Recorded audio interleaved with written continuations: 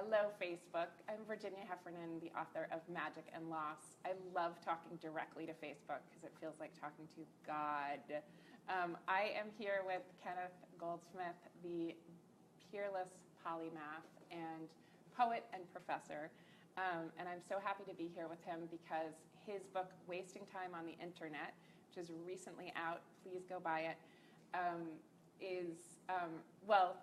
it's a vain reason because it jibes so nicely with my book, Magic and Loss, The Pleasures of the Internet. Both of us see Magic and Loss, the Internet as art. Both of us see the Internet, see wasting time on the Internet as not a bad thing. So we are about to waste a little of your time, we're, I think, both, if I can speak for Kenneth, happy to be doing it. Absolutely. You know, I mean, it's remarkable. I feel like we've almost written the same book. I had a little anxiety about originality when I finished your book, where I thought, wow, he got there first. But then... Well, yours was published 2 months before mine. Well, who's counting? I did really like we both were enchanted by some of the same conceits, including, can we talk about lossiness? So tell us something about lossiness, because that fascinates me too, a term of art from sound engineering. Well, I mean, that's the compression algorithm for the MP3 that turns it into a Venetian blind, so that very little information is necessary for you to decode or re-encode music to make it full again. Now, you know, everybody's going back to vinyl. Yes. You know, but the thing that I really like that I discovered, and I love Neil Young. Yes. But I don't like the Pono. Right. So explain what that is. Well, his Pono is like full audio fidelity. Yeah. MP3 supposedly. And it comes in a weird triangular thing that almost looks like a portable speaker. Okay. And it's proprietary. And, you know, Neil is upset because we lose 95% of the sound to MP3s, and he is here restoring the sound. I mean, he's nostalgic, you know. Yeah. The thing that happened is they did a study, and they had people do blind tests with listening to MP3s and listening to the Pono, and most people preferred the MP3 to the Pono. Wow. And the reason that I believe that they liked it was because they actually liked the sound of the lossy MP3. That's a nostalgic sound. That's the sound of their moment, the same that the cracking vinyl would be, you know, mine, crackly vinyl, or this, you know, you made cassette tapes. So there's something on those cassette tapes that actually, when you play it, the other side, sort of, there's a ghost of the other side of the yes. oxidation on the other side. There's a name for it, which I forget. And those are the... Is that actually factually true, that yes, it comes it through is. the tape? Yeah, you've heard it. Very I mean, older interesting. tapes have that. Have like a... You hear the other side at the same time. Yes. Yes. Yep. And that's great. Yeah, and the underpainting. Yeah, and that's the nostalgic. That's the nostalgic. So lossy, which is a term I really adore, is pejorative and also true. Yeah. You know, yes, it is lost, but it's also a pejorative term that we've lost 95% of our information, and most people don't seem to really care.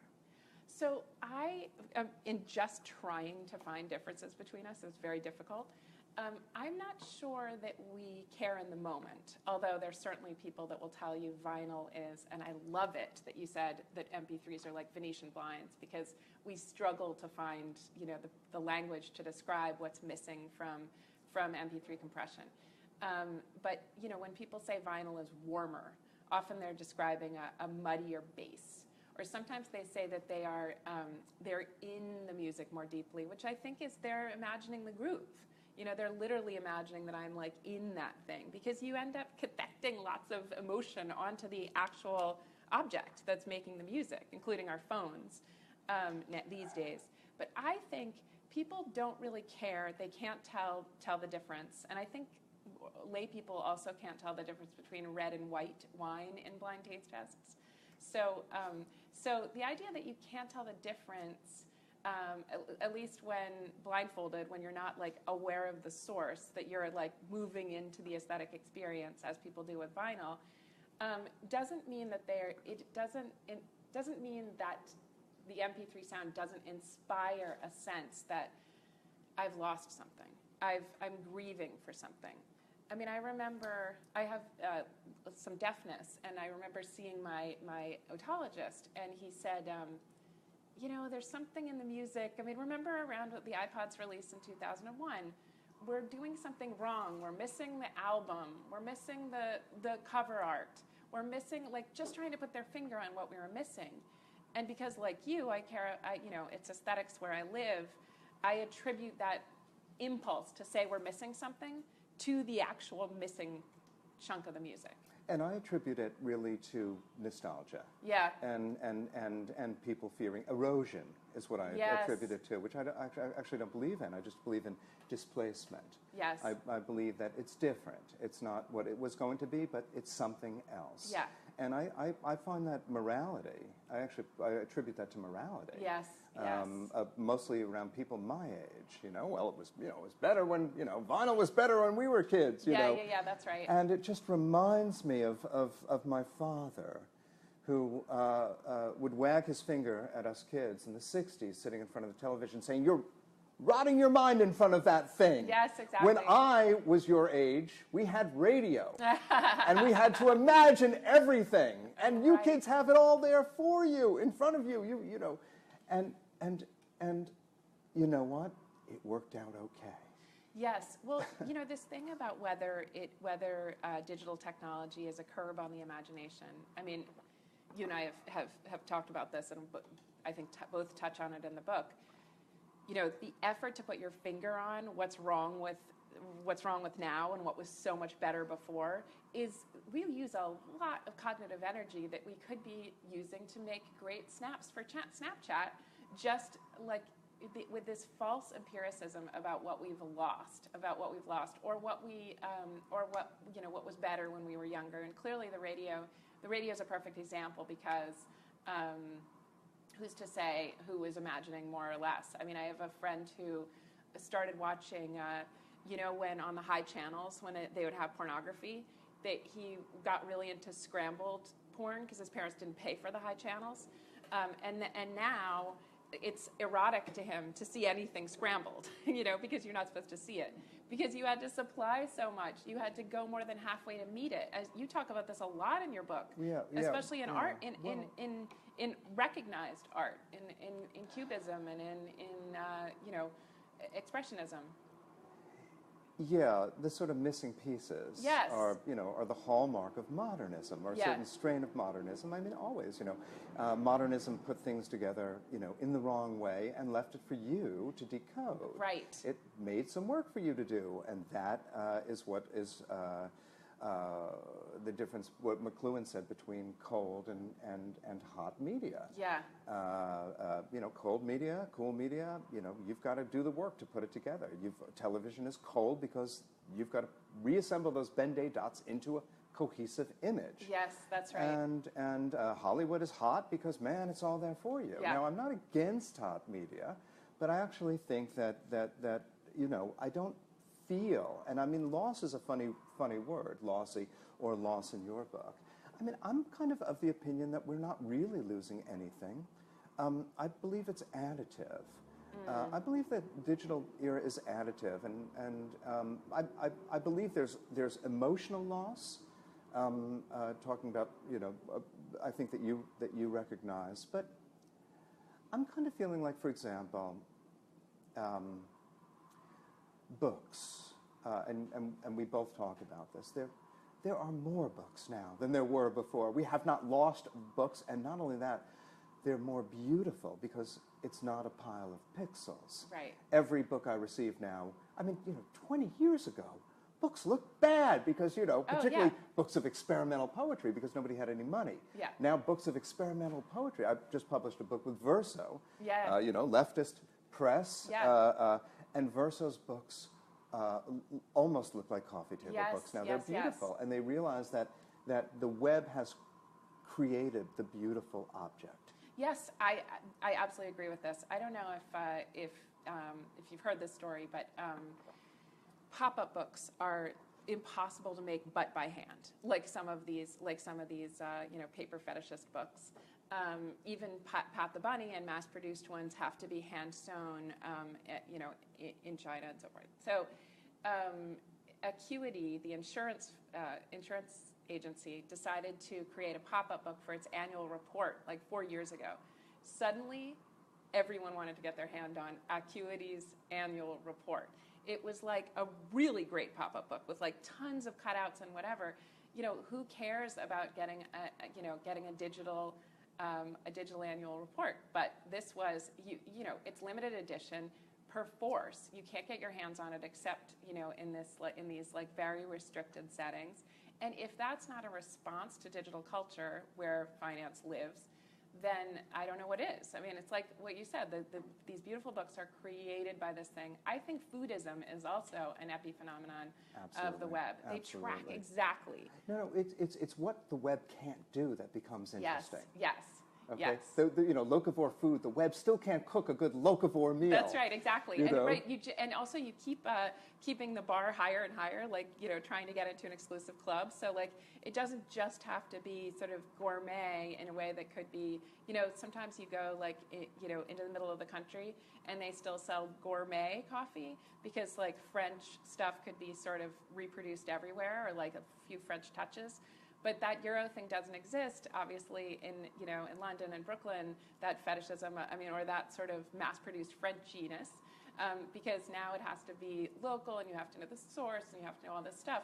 I mean, that is hard. It is hard to surmount, to make a cup of coffee that can cost you $4.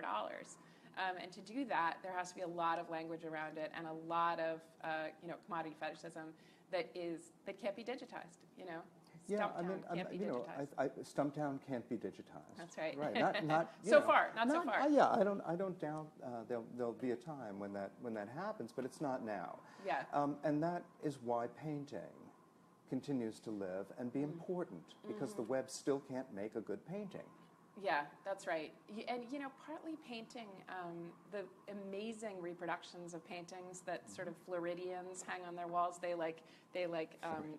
put in, they buy the original and then put it into cold storage or whatever, so that they still have the fancy munch on their walls. I just talked to a gallery person who, you have to sell both the real painting so they can keep it and let it hold its value, and then one for the wall. No one can tell the difference, like you said with MP3 and Neil Young's thing.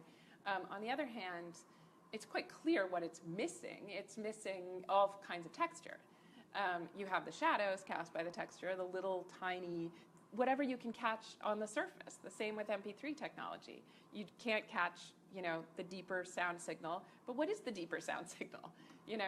If you run your hand over those munch paintings, but they have glass on them, so you're already looking at a screen. And that sort of amazes me, the whole can't tell the difference thing. You know what? One thing I loved about your book was that moment where you talk about the fear of the screen, and how it's not just now that we're fearful of screens. And you use a beautiful example of the father at the breakfast table reading the newspaper, who has this screen around him, or the woman who's sitting on the couch reading the novel, engaged in her screen. Those mass-produced romance novels that were considered that's a slattern, That is like the predecessor to the soap opera watching mom who isn't doing any housework, who isn't engaging with her kids, who's too absorbed in this intricate mental process. It's funny that books, just a codex, it can say anything, but if it's a book, it's like hallowed ground now.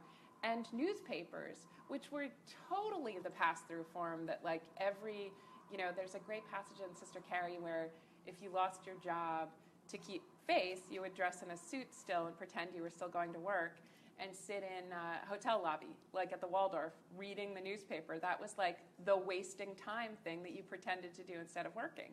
Like all of us going to checking Facebook during the day. Now, the newspaper, I was actually thinking this morning, what is it to be informed? And how did we get convinced that being informed, definitely not entertained, definitely no overlap there, but being informed was what you did as a responsible citizen, no less? I'll tell you when, after 9/11. Okay, all right. it was the best thing that ever happened for news. Yeah. And we began checking constantly. And the double hit of 9/11 and then anthrax got us hooked. Yeah. And really, 15 years later, I never compulsively looked at news before 9/11. Yes. But it became a habit. Because if you were staying on top of Tora Bora, or you were staying on top of the possibility that there might be an attack on the Washington Mall, then somehow you had covered certain bases for yourself as a citizen. It's Foucault, really. It's the sort of dissemination and permeation of fear. That then controls us. The possibility of that there might be another terrorist attack. And we see this playing out again and again, even this weekend in New York. Yeah. I was 3 blocks away. I was going to ask you because you're in Chelsea, where there was the bombing. And it was just sort of like I'm like in my kitchen cooking dinner, and I was out on the street. The streets are quite normal. It's New York, people are rather calm. And I'm turning on 1010 Wins to try to figure out what's going on. Of course, old media, which I adore 1010 Wins, and they've taken away the great old radio station. They've taken away the cool ticker sound, tape in the background now. Yeah, that was. They've eliminated that. What did they? I wonder if they have a digital button for that or something. They had, but it's all gone. Yeah. At any rate, and I'm like cooking dinner, and I just went down to the grocery store on the street 3 blocks away, and I'm hearing President Obama has just been informed of these terrorist attacks. And I'm like, people, calm down. Right. There's been a tremendous history of bombings in New York. There was a guy called George Metesky, who was the mad bomber. Mm-hmm. And throughout the 1950s, he set bombs off in Radio City Music Hall, many in Grand Central, many in Penn Station, destroyed, killed people, maimed people. This was, and I just, it was just something that I've just felt like, oh, it's George Metesky.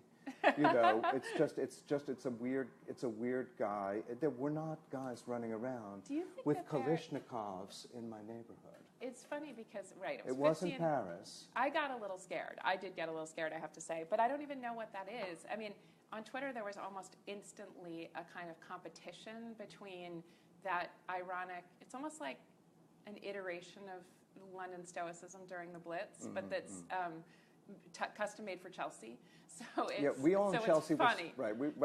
And articles were subsequently written about our Stoicism. Yes, exactly. But the rest of the world, people in Texas were hysterical. Right, that's right. And people in Brooklyn for whatever reason. But No, because you were distant. If you were there, if you're here at 9/11, it was a regular day. Well, so you got caught on 9/11 with the news. It sounds like you were immune to OJ. Because OJ was big for you.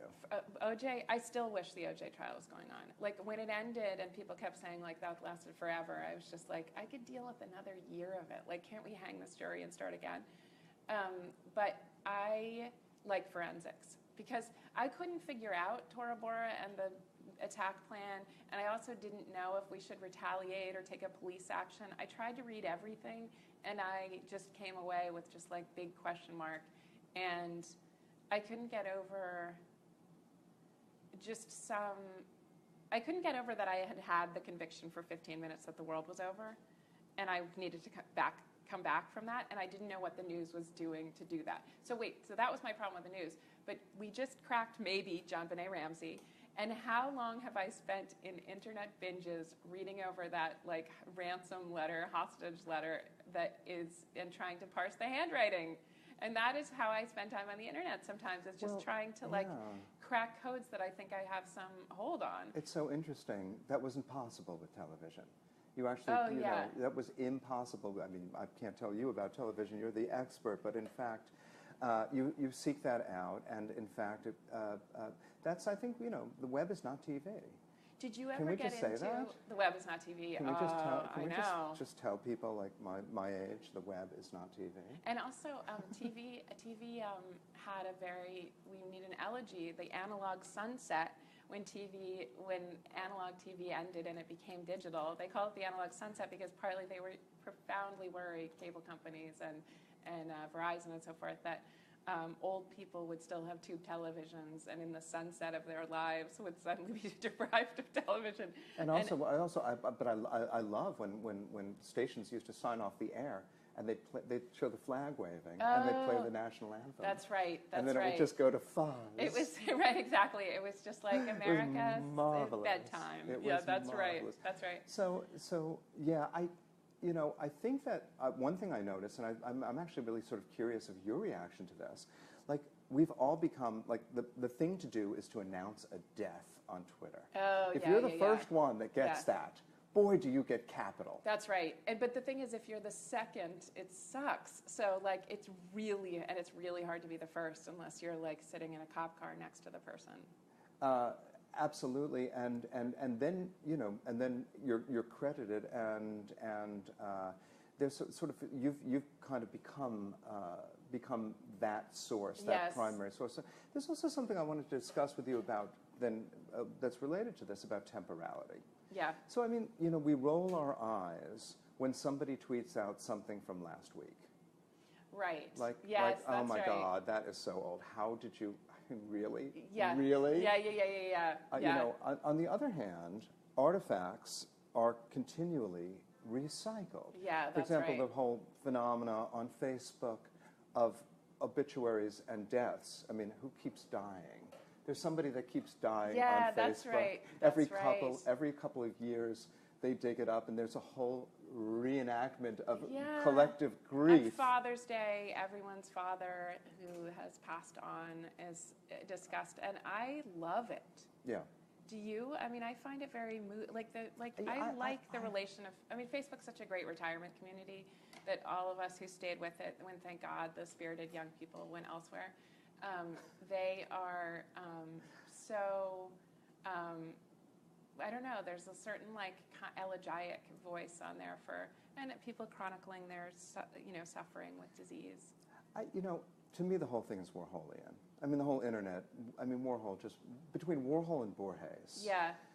They just predicted the entire internet, and so I read those repetitions and those cycles and those moments, big broad moments of stasis and ambience through Warhol's lens. Yeah. Warhol's films, in particular. I mean, the paintings lead to the films, which of course are now recognized as being his primary contribution to culture. His now. And I just think that between the films are now considered to be more than the more and so important than the performances. in certain circles. Yep. And so every time people complain, I go, but Warhol predicted this 50 years ago. Yeah. Why are you shocked? Yeah. It's all there. And I just keep finding precedents. I have this sense that modernism was a staging ground for the digital. Modernism was rather useless in its moment. It was militaristic and patriarchal, and one ism toppled another ism. But it was like planes taking off, the abstract expressionist plane, and crashing to be succeeded by the pop plane, which takes off and crashes, which is succeeded by the minimalist plane, which takes off and crashes throughout the 20th century. Yep. But what if we imagined that those planes had actually found flight and sailed into the 21st century instead of having crashed, and can actually inform us of what it means to be digital now? You find, and I don't know how you did it, these self-digitizing figures who are like digital before digital in the art world. Yeah. Maybe I think we maybe are running out of time. But even though there's infinite time on Facebook, remind me of some of those figures. My favorite is Joseph Cornell. Joseph Cornell. So you actually look at a Cornell box. Is about the size of a laptop or a tablet now. It's got geometry and architecture that is remarkably similar to our docs and our icons. And also the sort of way that he puts a box together is a mixture of logic and nonsense, which throws us into the dream state, which we're in now. Breton would be delighted to see everybody walking around here and not here in a collective dream unconscious on the streets looking at their phones. It's marvelous. It's surrealism. Yeah. And I believe that surrealism is truly the DNA of the internet. Yeah. And if we can understand the disjunction of surrealism and how it doesn't make sense, the rupture of surrealism, then I think we can begin to make peace with our contemporary condition, of which people like Andrew Sullivan keep, come back again, because they're trying to make sense of it. They're trying to put a monolithic face on its one thing. Yeah. But it's many contradictory things, and I think, and he doesn't offer, they never offer solutions, they only offer complaints. Yeah. I think we need to become comfortable with disjunction. Yes, yes. And that's a hard one for Americans. It is a hard one, and it's not, I mean, I would say it's not, and I think, you and I have a sort of slightly similar academic path, I, discontinuities and disjunction and the non-correspondence of language to reality are ideas that on some level I feel very happy with. I try not, I mean, we're fellow travelers, but, it's almost worse to mention Derrida than it is to say you like the internet. So I feel very cautious about... Among who? I mean, I was thrilled to see that we both mentioned Derrida in our book. And, I mean, who's upset with Derrida? My friends love Derrida. Yeah. Well, maybe journalists. Oh, well, of course. But because the Andrew Sullivan, I mean, it's a function in a way of writing an essay like he did it's a function of the style of that particular kind of essay in New York Magazine, that you have to nail a point and say over and over, here's what's wrong with this thing now. And it's not just, I feel uneasy because I liked Web 1.0 and blogging better than Web, wherever we are now, or I don't understand Snapchat. So I'm going to say, I'm uneasy with the non-plasticity of my brain now. Instead, you get to be like, here's 5 studies from neuroscience to say this is a disaster. Here's how this is the beginning of tyranny. Here's how, very objective empirical claims that belong to journalism. And he read Barth's, but never understood how to apply it to his day in and day out life, his daily life. So this is the thing I also want to say about you. I'm disturbed when people describe you as a journalist, because you're not. I mean, you can't do. And your book is. I believe your work is academic. I believe it's scholarly. I think you're a public intellectual, and a very, very good one. And I feel that finally, I think maybe we should conclude on this point, which is when we had this point the other night. I said to you, why write a book now?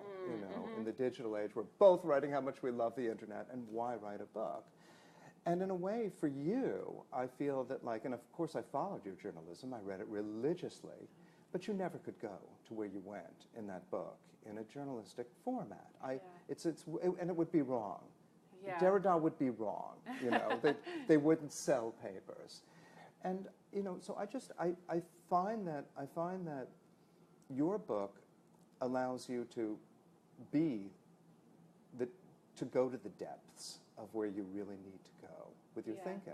Am I mistaken there? I mean, I hope so. I mean, I don't know if the audience can see, but I like that there's sort of a suit. You're sort of in a suit, and you're sort of a convincing talking head.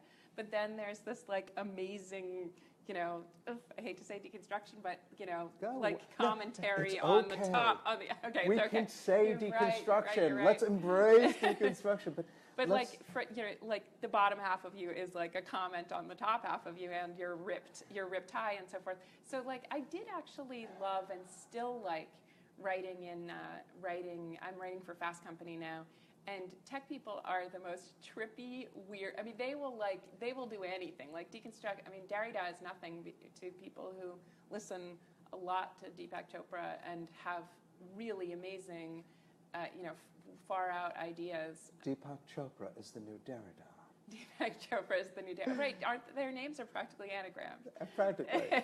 But I asked you this question about why write a book, and I said to you, I think when somebody asks another person a question in a public forum, they're really addressing themselves and their own anxiety.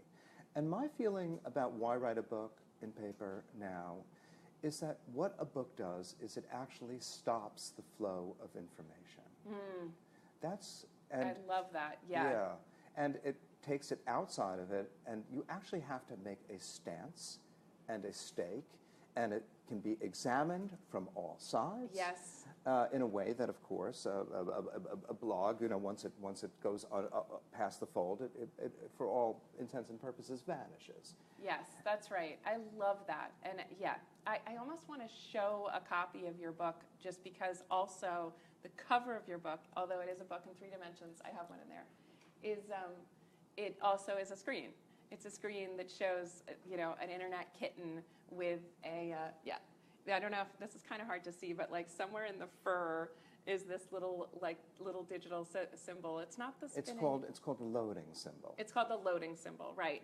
And it's not the spinning beach ball of death. The spinning beach ball of death, exactly, that shows that you're hanging is terrible. But this loading one is very promising and lets you load this awesome book. So.